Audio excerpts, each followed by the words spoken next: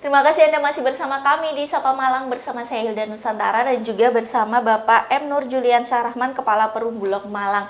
Saudara, memang beberapa saat lalu begitu ya, beberapa waktu lalu masyarakat tuh sempat bingung begitu karena ada beda klaim antara data Kementerian Pertanian yang menyebut bahwa stok beras ini surplus aman begitu, tapi masyarakat kesulitan, pada realitanya adalah kesulitan mencarinya di lapangan. Nah, tadi sudah dijelaskan begitu oleh pihak Bulog bahwa ada pola distribusi yang memang sebenarnya kemarin itu ada mengalami beberapa kendala.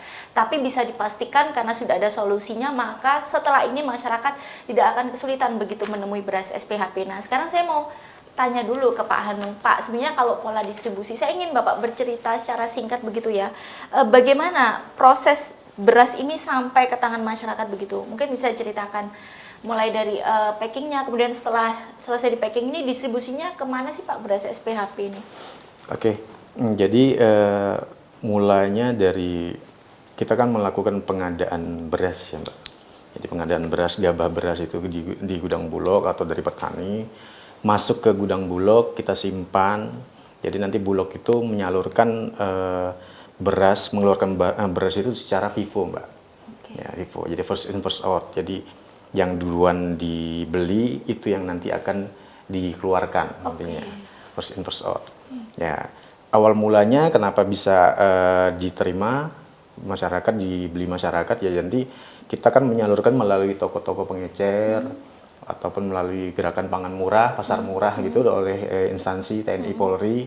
Jadi ada semacam permintaan PO ke Bulog nanti melalui surat yang nantinya toko-toko pengecer itu akan dilakukan verifikasi.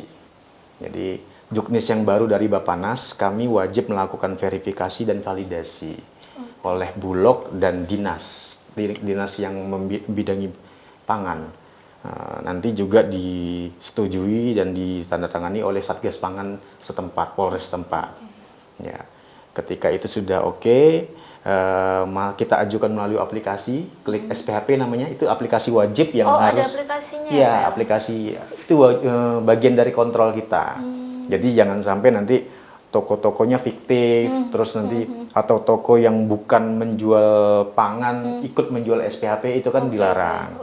Jadi benar-benar kita jaga, kita kawal bersama, jangan sampai nanti malah dioplos segala macam lah yang kemarin sudah sempat beredar beritanya ya.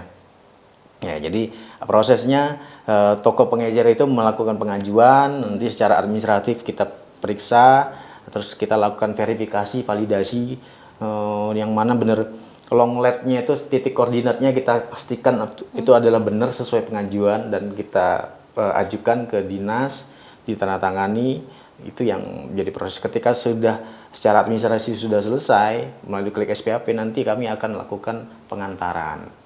Ya, pengantaran ya sudah nanti akan berjalan normal. Pengecer itu bisa menjual langsung ke konsumen. Ya.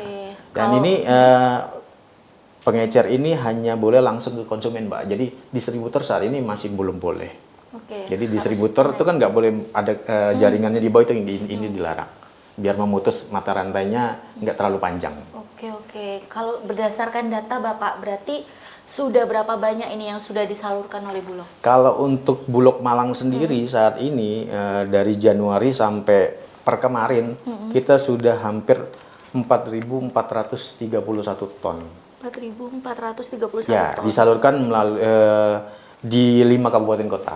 Ya, meliputi Kota Batu, Kota Malang, Kabupaten Pasuruan, Kabupaten Malang.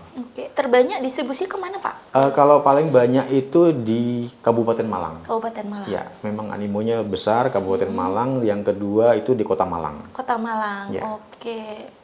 Kemudian kalau suplai Pak, saya ingin Bapak menggambarkan dalam sehari itu berapa ton beras yang disuplai Bulog ke masyarakat? Ya, kalau permintaan sendiri berdasarkan SO yang kita keluarkan, dokumen keluar gudang itu mungkin hampir sekitar 400 ton per harinya.